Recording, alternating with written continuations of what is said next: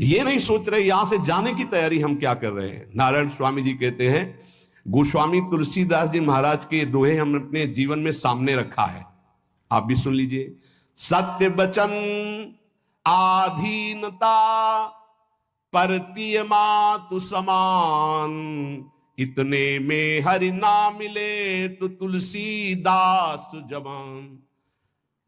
मैं इस बात की गारंटी लेता हूं कि यदि आप वाणी से सत्य बोलेंगे और भगवान की अधीनता और पराई माता बहनों के मात्र दृष्टि से, तो तुम्हें भगवान मिल जाएंगे पक्का। इतने में ना मिले तो इसकी जमानत मैं लेता हूं, गारंटी मैं लेता हूं, निश्चित भगवान मिलेंगे। मैंने बहुत इस दोहे को सामने रखा है, सत्य वचन और भगवान की आधीनता और परती मातु समान, इतने में हरि ना मिले तो तुलसीदास जमान।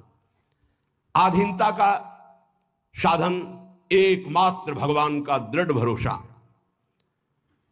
जब मैं गोमती नदी के किनारे भजन किया, नारायण की आज्ञा से, अलग अलग आज्ञा होती जाती थी भगवान की, तो वहां से चाहे वो हिंदू हो, चाहे वो मुसलमान हो, चाहे ईसाई हो, कोई भी निकले, हमको सबको नारायण दिखाई दे, सब में नारायण दिखाई देते थे। सबकी चरण रज माथे पे लगाता, सबकी चरण रज माथे पे लगा।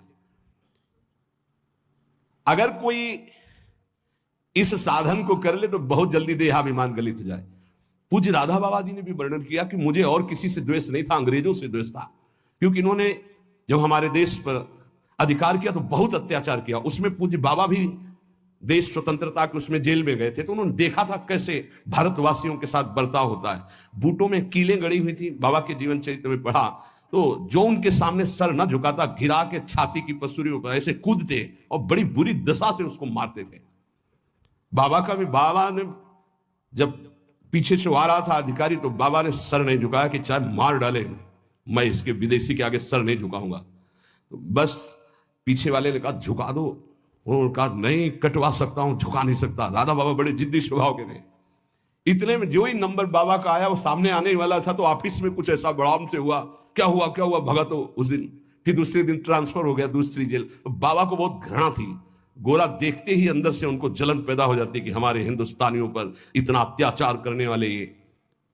अंदर से आया कि भगवान की प्राप्ति करनी तो अजात शत्रुता आनी चाहिए, ये ठीक नहीं।